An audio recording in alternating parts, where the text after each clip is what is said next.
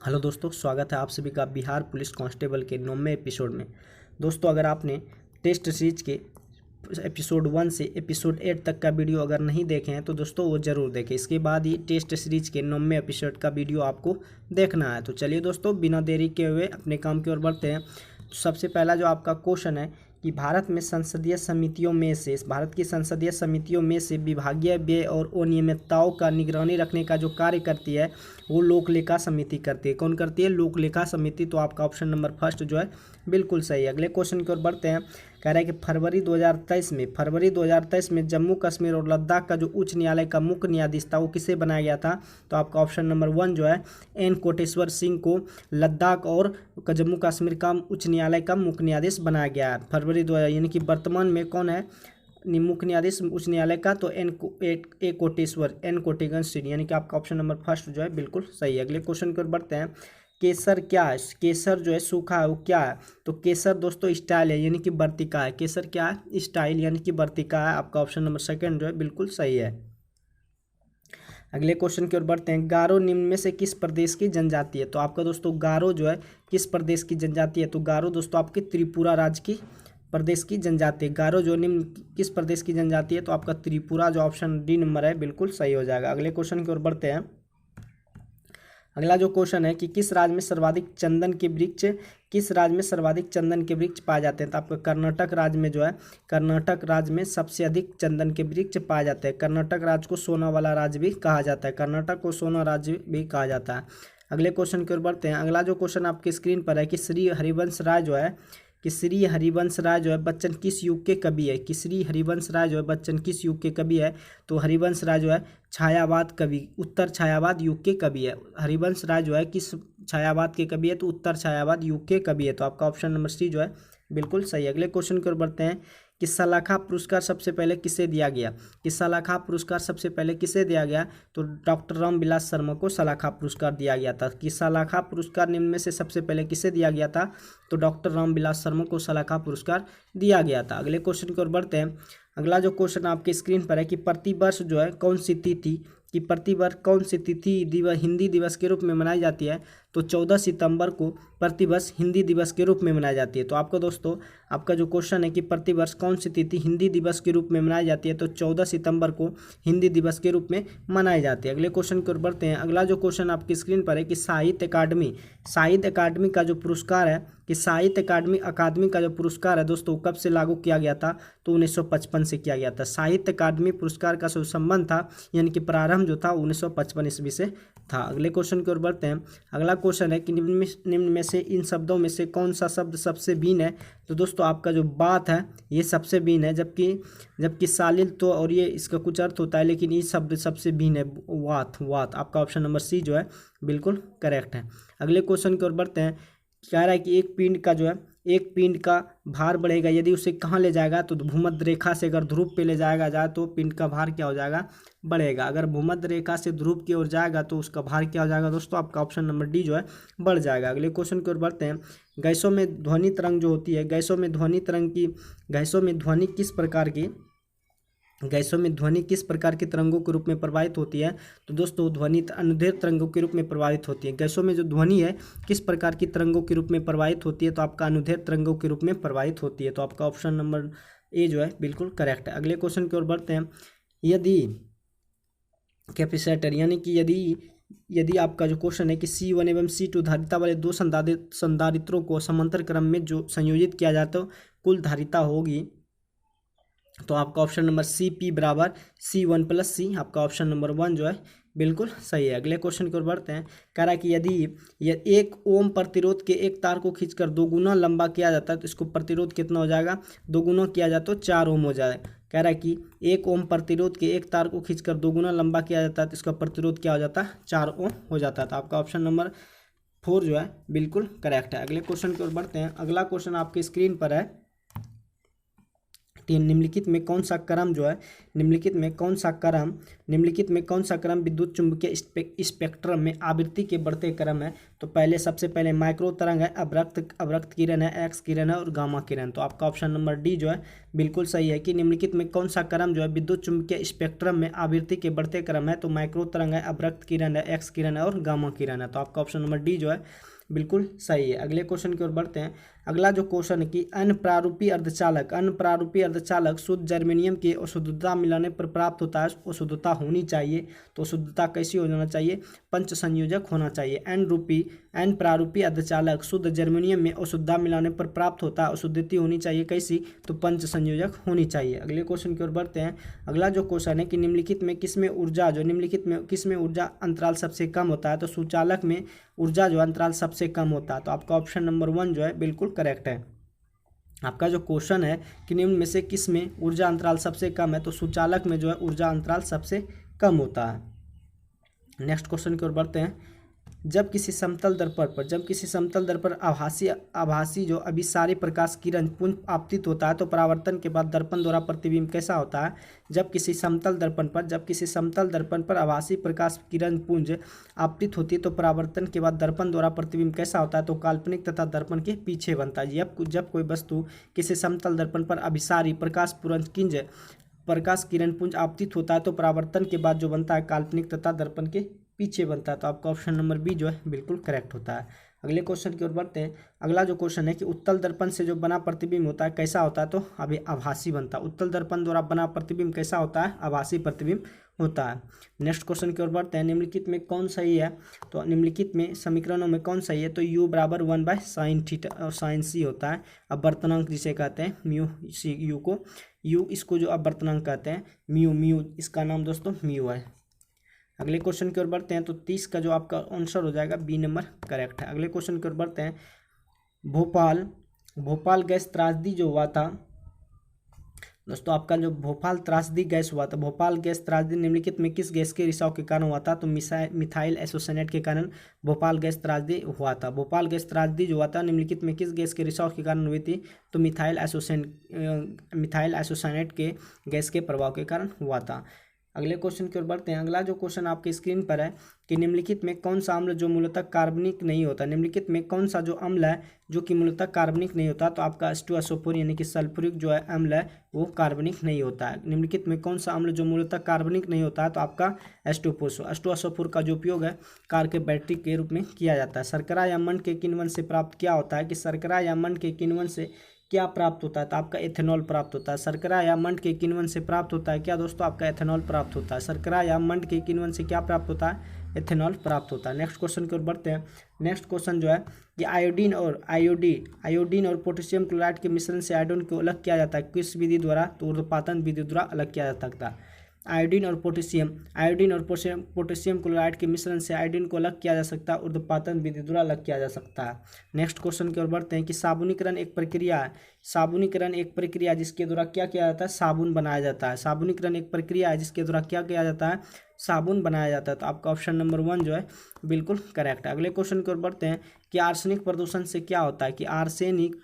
क्या होता है? तो दोस्तों प्रत्युजरता रोग होता है, एलर्जी होता है। आर्सेनिक प्रदूषण से क्या होता है? प्रत्युजरता यानी कि एलर्जी रोग होता है। आपका ऑप्शन नंबर बी जो है बिल्कुल करेक्ट है। अगले क्वेश्चन की ओर बढ़ते हैं कि निम्नलिखित में कौन परजीवी नहीं है? तो आपका दोस्तों केचुए जो है वो परजीवी नहीं है। तो आपका ऑप्शन नंबर 1 जो है करेक्ट है। अगले क्वेश्चन की ओर बढ़ते हैं। अगला जो क्वेश्चन है कि माइक्रोप्लाज्मा जिस रोग से संबंध है वो निम्नलिखित में किन अवयवी अंगों को प्रभावित करते हैं? तो श्वास संबंधी अवयवों को क्या करते हैं? प्रभावित करते हैं। माइक्रोप्लाज्मा जिस रोग से संबंधित है वो निम्नलिखित में किस अवयवों को प्रभावित करता है? तो आपका श्वास संबंधी अवयवों को क्या करता है? प्रभावित करता है। नेक्स्ट क्वेश्चन आपके स्क्रीन पर कि एक चींटी जो है किसके अस्तित्व के कारण हर दिशा में वस्तुओं को देख सकता है?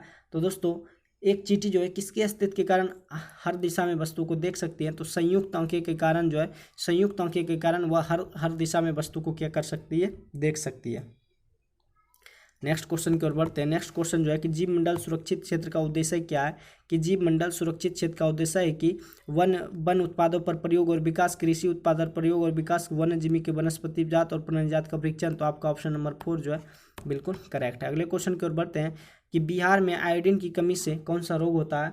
तो दोस्तों आयोडीन की कमी से घेघा रोग होता है। दोस्तों आहार में, अगर आहार में आयोडीन कमी होता है तो रिकेटस की बीमारी होती है, अगर आहार में। लेकिन आयोडीन की कमी से कौन सा रोग होता है, घेघा। लेकिन आहार में आयोडीन की कमी से रिकेटस रोग होता है। तो आपका ऑप्शन नंबर फर्स्ट जो है बिल्कुल सही है। अगले क्वेश्चन की ओर बढ़ते हैं। कह रहा है कि वर्ड फ्लू जो होता है, वर्ड फ्लू वायरस के किस रूप के नाम जाना जाता है, यानी वर्ड फ्लू के वायरस के रूप में जाना जाता है कौन।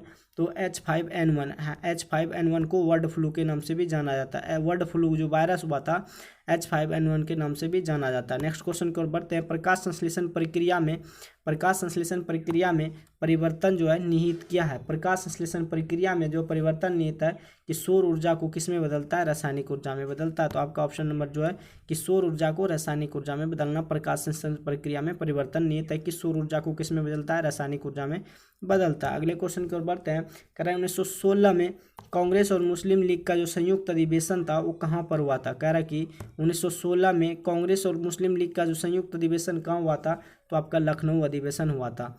1916 में जो कांग्रेस और मुस्लिम लीग का संयुक्त अधिवेशन हुआ था वो लखनऊ में हुआ था। अगले क्वेश्चन की ओर बढ़ते हैं। अगला जो क्वेश्चन आपके स्क्रीन पर है कि निम्नलिखित में कौन सा स्थान जो है, निम्नलिखित में कौन सा 1857 के विद्रोह का महत्वपूर्ण केंद्र नहीं था। तो आगरा आपका महत्वपूर्ण केंद्र नहीं था। निम्नलिखित में कौन सा 1857 के विद्रोह का महत्वपूर्ण केंद्र नहीं था। तो आपका आगरा नहीं था, जबकि आपका ऑप्शन में जो के दिया हुआ है कानपुर था, झांसी था, लखनऊ था, लेकिन आपका आगरा नहीं था। तो आपका ऑप्शन नंबर 1 जो है बिल्कुल करेक्ट है। निम्नलिखित में अगले क्वेश्चन की ओर बढ़ते हैं दोस्तों। अगला जो क्वेश्चन आपके स्क्रीन पर, निम्नलिखित में कौन जो है 19वीं सदी के शताब्दी के भारत में सामाजिक सुधार आंदोलन को अग्रगामी था। तो आपका जो राजा राम मोहन राय जो अग्रगामी था। निम्नलिखित में कौन जो है 19वीं सदी के शताब्दी के भारत में सामाजिक सुधारों आंदोलन के अग्रगामी था। तो राजा राम मोहन राय जो अग्रगामी था। तो आपका ऑप्शन नंबर 2 जो है बिल्कुल करेक्ट है। नेक्स्ट क्वेश्चन की ओर बढ़ते हैं। नेक्स्ट क्वेश्चन जो है कि एलोरा में सुविख्यात कैलाश मंदिर का निर्माण किस राष्ट्र को शासक ने करवाया था। तो कृष्ण प्रथम ने करवाया था। एलोरा में सुविख्यात कैलाश मंदिर का निर्माण किस राष्ट्र को शासक ने करवाया था। तो कृष्ण प्रथम ने करवाया था। तो आपका ऑप्शन नंबर सी जो है बिल्कुल करेक्ट है। अगले क्वेश्चन की ओर बढ़ते हैं। कल गुप्त युग का प्रवर्तक कौन था। गुप्त युग का जो प्रवर्तक था श्रीगुप्त था। गुप्त युग का जो प्रवर्तक था कौन था, श्रीगुप्त। तो जो कि आपका ऑप्शन नंबर बी जो है बिल्कुल सही है। नेक्स्ट क्वेश्चन की ओर बढ़ते हैं। नेक्स्ट क्वेश्चन आपके स्क्रीन पर कि लोदी वंश का अंतिम शासक कौन था। कि लोदी वंश का जो अंतिम शासक था वो इब्राहिम लोदी था। लोदी वंश का जो अंतिम शासक था वो कौन था, इब्राहिम लोदी। आपका ऑप्शन नंबर सेकंड जो है इस करेक्ट है। नेक्स्ट क्वेश्चन जो है कि विजयनगर साम्राज्य का प्रथम शासक कौन था जिसने पुर्तगालियों के साथ संधि की थी। कि विजयनगर साम्राज्य का प्रथम शासक कौन था जिसने पुर्तगालियों के साथ संधि की थी। तो कृष्णदेव राय था। कि विजयनगर साम्राज्य का प्रथम शासक कौन था जिसने पुर्तगालियों के साथ संधि की थी। तो कृष्णदेव राय जो था कि विजयनगर का प्रथम शासक था। तो आपका ऑप्शन नंबर डी जो है बिल्कुल करेक्ट है। आगरा नगर की स्थापना जो है, आगरा नगर की स्थापना निम्नलिखित में किसके द्वारा की गई थी। आगरा नगर की स्थापना जो है वो सिकंदर लोदी के द्वारा की गई थी। आगरा नगर की स्थापना जो है सिकंदर लोदी के द्वारा की गई थी।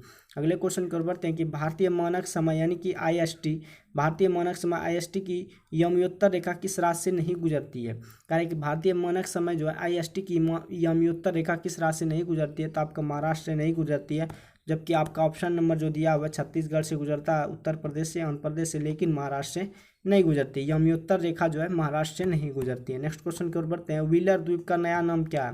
कह रहा है कि व्हीलर द्वीप का नया नाम क्या है। तो अब्दुल कलाम द्वीप है। व्हीलर द्वीप का जो नया नाम है अब्दुल कलाम द्वीप है। व्हीलर जैसे दोस्तों व्हीलर द्वीप होता है उसका जो नया नाम रखा गया अब्दुल कलाम द्वीप रखा गया। अगले क्वेश्चन के और बढ़ते हैं। कह रहा है निम्नलिखित में किस अवधि के दौरान बंगाल की खाड़ी में बंगाल की खाड़ी में बार बार उष्णकटिबंधीय चक्रवात आते रहता है। बंगाल की खाड़ी में अक्टूबर नवंबर महीने में आती रहती है। कह रहा है निम्नलिखित में किस अवधि के दौरान बंगाल की खाड़ी में बार बार उष्णकटिबंधीय चक्रवात आते रहते हैं। तो अक्टूबर नवंबर में उष्णकटिबंधीय चक्रवात आते रहते हैं, अक्टूबर नवंबर में। अगले क्वेश्चन की ओर बढ़ते हैं। अगला जो क्वेश्चन है कि सीमेंट उद्योग में कच्चे माल के रूप में किस खनिज का प्रयोग किया जाता है। तो दोस्तों चूना पत्थर का भी किया जाता है, सिल्का भी किया जाता है और एल्यूमिनियम का भी किया जाता है। एल्यूमिनियम का सीमेंट उद्योग में कच्चे माल के रूप में चूना पत्थर, सिलिका और एल्युमिनियम सभी का उपयोग किया जाता है। नेक्स्ट क्वेश्चन की ओर बढ़ते हैं। वायुमंडल के अध्ययन को क्या कहते हैं? तो दोस्तों वायुमंडल के अध्ययन को मीटियोलॉजी कहते हैं। वायुमंडल के अध्ययन को क्या कहते हैं? मीटियोलॉजी कहते हैं। आपका सेकंड नंबर ऑप्शन जो है बिल्कुल करेक्ट है। अगले क्वेश्चन की ओर बढ़ते हैं। फेमा विदेशी मुद्रा प्रबंध अधिनियम को अंतिम रूप से लागू कब किया गया था? कह रहा है कि फेमा विदेशी मुद्रा प्रबंधन अधिनियम को अंतिम रूप से 2002 ईस्वी में लागू किया गया था। कब ईस्वी में लागू किया गया था? 2001 ईस्वी में लागू किया गया। कि फेमा जो है विदेशी मुद्रा प्रबंधन अधिनियम को अंतिम रूप से लागू किया गया था 2002 ईस्वी में किया गया था। अगले क्वेश्चन की ओर बढ़ते हैं। अगला जो क्वेश्चन है कि 10 जनवरी 2023 को गोल्डन ग्लोब अवार्ड 2023 में सही कथन कौन सा है? तो उपरोक्त सभी सकते हैं। बेस्ट ईयर ड्रामा जो है ऑस्टिन बटलर को मिला है। बेस्ट एक्ट्रेस ड्रामा केट बॉगलेट को मिला है। बेस्ट पिक्चर जो है द फेबलमैन, उपरोक्त आपका जो है डी नंबर जो है बिल्कुल सही है। नेक्स्ट क्वेश्चन की ओर बढ़ते हैं। मुद्रा अवमूल्यन अधिक हितकारी होगा यदि क्या? कह रहा है कि मुद्रा अवमूल्यन अधिक हितकारी होगा जब आयातकों के लिए निर्यात दूसरे आयातकों के लिए निर्यात के लिए मूल्य सस्ते हो जाए। आयातकों के लिए मूल्य निर्यात जो है क्या हो जाए? सस्ते हो जाए। तो आपका ऑप्शन नंबर बी जो है बिल्कुल करेक्ट है। अगला क्वेश्चन की ओर बढ़ते हैं। कह रहा है जूट उत्पादन में सबसे महत्वपूर्ण प्रदेश कौन सा है? तो आपका पश्चिम बंगाल जो है जूट उत्पादन में सबसे महत्वपूर्ण प्रदेश आता है। कौन? आपका पश्चिम बंगाल जो है जूट उत्पादन में सबसे पहले स्थान पर आता है। कह रहा है कि भारत में वन अनुसंधान कहाँ स्थित है? तो आपका देहरादून में स्थित है। कि वन अनुसंधान केंद्र जो है कहाँ स्थित है? देहरादून में स्थित है। वन अनुसंधान कहाँ स्थित है? देहरादून में स्थित है। तो आपका ऑप्शन नंबर सी जो है बिल्कुल करेक्ट है। अगले क्वेश्चन की ओर बढ़ते हैं। अगला जो क्वेश्चन है कि बिहार में पंचायती राज जो है क्या है? कि बिहार में पंचायती राज जो व्यवस्था है वो 3 स्तरीय है। बिहार में जो पंचायती राज व्यवस्था वो कैसी है? 3 स्तरीय है। कैसी है? 3 स्तरीय है। अगले क्वेश्चन की ओर बढ़ते हैं कि 2006 के बिहार पंचायत राज नियम के अनुसार ग्राम सभा की स्थापना के लिए आबादी की शर्त क्या है? तो दोस्तों 2006 के बिहार पंचायत राज अधिनियम के अनुसार ग्राम सभा की स्थापना के लिए आबादी शर्त क्या है? तो आबादी जो शर्त है वो 7,000 रुपये है। कह रहा है कि 2006 के बिहार पंचायत राज अधिनियम के अनुसार ग्राम सभा की जो स्थापना के लिए आबादी शर्त क्या है? 7,000 रुपया है। नेक्स्ट क्वेश्चन की ओर बढ़ते हैं। अगला जो क्वेश्चन है कि भारत में लोकसभा के सदस्यों की अधिकतम संख्या कितनी निर्धारित की गई है? तो लोकसभा के अधिकतम सदस्य जो है 552 निर्धारित की गई है। तो आपका भारत में लोकसभा के सदस्यों की अधिकतम जो संख्या निर्धारित की गई है वो कितना की गई है? 552 निर्धारित की गई है। अगले क्वेश्चन की ओर बढ़ते हैं कि राष्ट्रपति को कौन सलाह एवं मंत्रणा देता है? तो आपका संघीय परिषद सलाह देता है। कह रहा है राष्ट्रपति को कौन सलाह एवं मंत्रणा देता है? तो आपका संघीय मंत्री परिषद जो होता है वही उसका सलाहकार होता है। अगले क्वेश्चन की ओर बढ़ते हैं।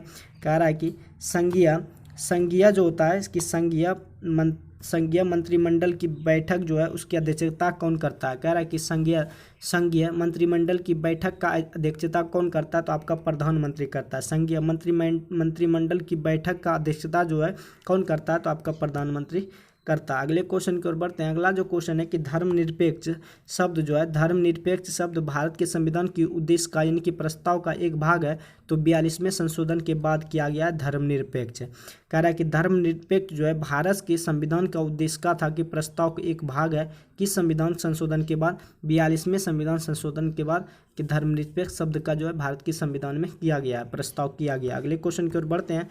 अगला जो क्वेश्चन है कि भारतीय संविधान की पहली बार संशोधन कब किया गया था? कि भारतीय संविधान में जो पहली बार संशोधन किया गया था वो आपका 1900 जब लागू किया गया था उसके 1 साल बाद जब 1950 में लागू किया गया था, 1951 में क्या किया था? संशोधन किया गया था। अगले क्वेश्चन की ओर बढ़ते हैं कि गीत जो है जनगण मन को भारत के राष्ट्रगान के रूप में किस वर्ष स्वीकृत किया गया था? तो 1950 में स्वीकृत किया गया था।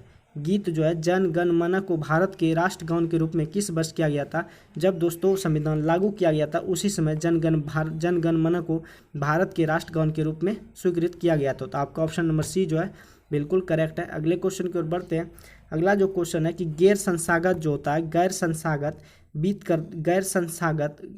संस्थागत वित्त प्रदान करने वाला प्रमुख साधन क्या है? कि गैर संस्थागत वित्त प्रदान करने वाला जो प्रमुख साधन है वो क्या है, देसी बैंकर है। आपका ऑप्शन नंबर 1 जो है कि गैर संस्थागत वित्त प्रदान करने वाला प्रमुख साधन जो है आपका देसी बैंकर है। आपका ऑप्शन नंबर जो फर्स्ट है बिल्कुल सही है। अगले क्वेश्चन की ओर बढ़ते हैं। कह रहा है कि एटीएम यानी कि एटीएम का फुल फॉर्म क्या होता है, तो ऑटोमेटिक यानी कि स्वचालित टेलर मशीन होता है। एटीएम का जो अर्थ होता है वह स्वचालित टेलर मशीन। आपका ऑप्शन नंबर सी जो है बिल्कुल करेक्ट है। तो दोस्तों आपका मैथ क्वेश्चन है, तो आगे की ओर बढ़ते हैं। अगला जो क्वेश्चन आपकी स्क्रीन पर आने वाला है, अगला जो क्वेश्चन है कि 77 नंबर आपका क्वेश्चन है कि राजा ने चोर को मृत्युदंड की सजा दी, वाक्य में क्या त्रुटि है। कि राजा ने चोर को मृत्युदंड की सजा दी, वाक्य में क्या त्रुटि है, तो सजा दी ये जो है त्रुटि है। आपका ऑप्शन नंबर सी जो है बिल्कुल सही है।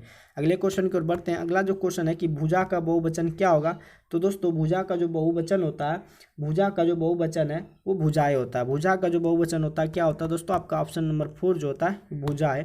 भुजा का जो बहुवचन होता है क्या होता है दोस्तों, भुजाएं। तो आपका ऑप्शन नंबर 4 जो है बिल्कुल करेक्ट है। अगले क्वेश्चन की ओर बढ़ते हैं कि वचन किसके लिए प्रयोग किया जाते हैं। वचन जो है किसके लिए प्रयुक्त किया जाते हैं, तो संज्ञा के लिए किया जाते हैं। यानी कि एक वचन, द्विवचन, एक वचन और द्विवचन 3 प्रकार के होते हैं। तो वचन किसके लिए प्रयुक्त किया जाता है, तो आपका संज्ञा के लिए प्रयोग किया जाता है। अब संज्ञा किसे कहते हैं, तो किसी व्यक्ति या वस्तु के नाम को संज्ञा कहते हैं। जैसे राम है, मोहन है, इस सब संज्ञा कहलाएगा। तो एक वचन यानी कि राम के अनुसार राम एक व्यक्ति है, तो इसमें जो है एक वचन है। अगर राम और मोहन पूछ दे तो इसमें द्विवचन। इसीलिए कह रहा है कि वचन किसके लिए प्रयुक्त किया जाते हैं, तो संज्ञा के लिए प्रयुक्त किया जाता है। क्या वचन जो है किसके लिए प्रयुक्त किया जाता है, संज्ञा के लिए प्रयुक्त किया जाता है। अगले क्वेश्चन की ओर बढ़ते हैं कि देख दशा रघुबीर की वृक्ष फूट फूट पर रोए, इनमें प्रयुक्त जो अलंकार कौन सा है। कि देख दशा रघुबीर की वृक्ष फूट फूट कर रोए, इसमें प्रयुक्त जो अलंकार है वो मानविकरण है। क्या है, मानविकरण। आपका ऑप्शन नंबर जो सी है वो बिल्कुल करेक्ट है। नेक्स्ट क्वेश्चन की ओर बढ़ते हैं कि चंद्रमा का जो पर्यायवाची शब्द नहीं है वो क्या नहीं है। कि चंद्रमा का जो पर्यायवाची शब्द नहीं है वो सूत नहीं है। जबकि आपका क्वेश्चन में जो दिया हुआ इसको याद करना होगा कि चंद्रमा को शशि भी पर्यायवाची शब्द है, चांद भी है और बिंदु भी हम कह सकते हैं। चंद्रमा का जो पर्यायवाची शब्द है उसको हम शशि भी कह सकते हैं, चांद भी कह सकते हैं और बिंदु भी कह सकते हैं, लेकिन हम सूत नहीं कह सकते हैं। सूत जो है चंद्रमा का वो पर्यायवाचित शब्द नहीं है। अगले क्वेश्चन की ओर बढ़ते हैं। अगला क्वेश्चन जो है कि वाई सोशलिज्म पुस्तक किसने लिखा था। वाई सोशलिज्म पुस्तक किसने लिखा था, तो जयप्रकाश नारायण ने लिखा था। वाई सोशलिज्म जो पुस्तक तो किसने लिखा था, जयप्रकाश नारायण ने। तो आपका ऑप्शन नंबर डी जो है बिल्कुल करेक्ट है। अगले क्वेश्चन की ओर बढ़ते हैं। अगला जो आपके क्वेश्चन है कि निम्नलिखित में से किसके संदर्भ में एम्बर बॉक्स, ब्लू बॉक्स और ग्रीन बॉक्स शब्द जो है प्रयुक्त होते हैं। तो WTO मामला में ग्रीन बॉक्स, एम्बर बॉक्स और ब्लू बॉक्स का शब्द जो है प्रयोग होता है। तो आपका ऑप्शन नंबर फर्स्ट जो है बिल्कुल सही है। अगले क्वेश्चन की ओर बढ़ते हैं। अगला जो क्वेश्चन है कि म्यांमार की राजधानी कहाँ है।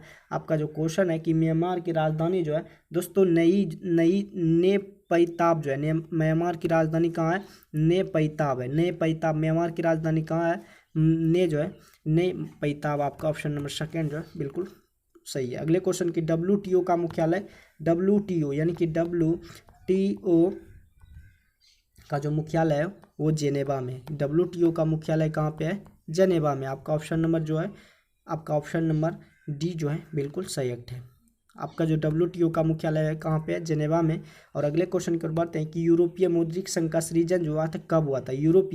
यूरोपीय मौद्रिक संघ का सृजन जो हुआ था जनवरी 1999 में हुआ था। यूरोपीय मौद्रिक संघ का जो सृजन हुआ था जनवरी 1999 में हुआ था। नेक्स्ट क्वेश्चन जो है कि निम्न में से किस अंतर्राष्ट्रीय संस्था को विश्व बैंक की रियायती ऋण देने वाली खिड़की कहा जाता है। तो आपका अंतर्राष्ट्रीय विकास संघ जो है उसको, अंतर्राष्ट्रीय संस्था को विश्व बैंक की रियायती ऋण देने वाली खिड़की कहा जाता है। किसको, अंतर्राष्ट्रीय विकास संघ को। नेक्स्ट क्वेश्चन जो है कि निम्नलिखित में किसे आपका जो क्वेश्चन है कि निम्नलिखित में किसे समष्टि अर्थशास्त्र का जनक माना जाता है। कारण निम्नलिखित में किसे समष्टि अर्थशास्त्र का जनक माना जाता है। जे एम क्रीम्स को अर्थशास्त्र का जनक माना जाता है। नेक्स्ट क्वेश्चन की ओर बढ़ते हैं। नेक्स्ट क्वेश्चन जो आपकी स्क्रीन पर है कि जल की अस्थायी कठोरता दूर करने के लिए किनका उपयोग किया जाता है। तो बाइसिंग सोडा का उपयोग किया जाता है। कि जल की अस्थायी कठोरता दूर करने के लिए वॉशिंग सोडा का उपयोग किया जाता है। आपका ऑप्शन नंबर डी जो है बिल्कुल सही है। अगले क्वेश्चन की ओर बढ़ते हैं। अगला जो क्वेश्चन है कि सेब का खाने भाग क्या है, तो सेब का कौन सा भाग खाया जाता है, तो सेब का जो है रसदार थैलामस जो होता है वो आपका भाग खाया जाता है। सेब का खाने योग्य भाग जो है रसदार थैलामस, आपका ऑप्शन नंबर सी जो है बिल्कुल करेक्ट है। अगले क्वेश्चन की ओर बढ़ते हैं। अगला जो क्वेश्चन है कि एक वर्णांध व्यक्ति को किस रंग की पहचान के लिए क्षमता नहीं होती, तो हरे लाल रंग की पहचान करने की क्षमता नहीं है। यदि कोई व्यक्ति वर्णांध व्यक्ति के रूप में किस रंग की पहचान करने की क्षमता नहीं होती है, तो वो हरे लाल रंग को पहचान नहीं सकती है। अगला क्वेश्चन जो है कि आयरन की वस्तुओं पर लगने वाली जंग को क्या कहते हैं, फेरस और फेरिक ऑक्साइड का मिश्रण।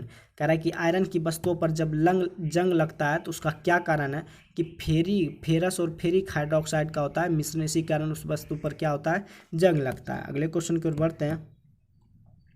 अगला जो आपका क्वेश्चन है, अगला क्वेश्चन जो क्या है कि किस विख्यात समाज सुधारक द्वारा ज्ञान योग, कर्म योग तथा राजयोग नामक पुस्तकें लिखी थी। किस विख्यात समाज सुधारक द्वारा ज्ञान योग, कर्म योग तथा राजयोग नामक पुस्तकें लिखी, तो महावीर गोविंद रानडे जी ने कर्म योग, ज्ञान योग एवं राजयोग की नामक पुस्तकें लिखी थी। तो आपका ऑप्शन नंबर सी जो है बिल्कुल सही है। अगले क्वेश्चन की ओर बढ़ते हैं। अगला जो क्वेश्चन है कि ऑस्कर पुरस्कार 2023 में सर्वश्रेष्ठ अभिनेत्री का पुरस्कार जीतने वाले पहले एशियाई महिला कौन बने हैं, तो आपका मिशेल जो है यो है वो ऑस्कर पुरस्कार जीतने वाली, सर्वश्रेष्ठ अभिनेत्री पुरस्कार जीतने वाली पहली एशियाई महिला बन गई है। कौन, मिशेल ये, जो आपका ऑप्शन नंबर सी जो है बिल्कुल करेक्ट है। नेक्स्ट क्वेश्चन की ओर बढ़ते हैं। कह रहा है कि निम्नलिखित में किसे अखिल भारतीय फुटबॉल महासंघ AIFF द्वारा 2021-22 सत्र के लिए साल का सर्वश्रेष्ठ पुरुष फुटबॉल चुना गया है, तो सुनील छेत्री को चुना गया है। कह रहा है कि 2021-22 सत्र के लिए भारत का सर्वश्रेष्ठ पुरुष फुटबॉल चुना गया, किसे, सुनील छेत्री को चुना गया है। तो दोस्तों बिहार पुलिस कांस्टेबल के टेस्ट सीरीज का जो 9वां एपिसोड था, उसका जो है टेस्ट सीरीज के 9वां एपिसोड का वीडियो समाप्त होता है। दोस्तों अगर ये वीडियो आपको अच्छा लगे तो अपने दोस्तों के साथ जरूर कीजिएगा। हाँ दोस्तों, आप चैनल को सब्सक्राइब जरूर कीजिएगा। मिलते हैं नेक्स्ट वीडियो में नेक्स्ट प्रैक्टिस सेट लेके। आज के लिए बस इतना ही। जय हिंद।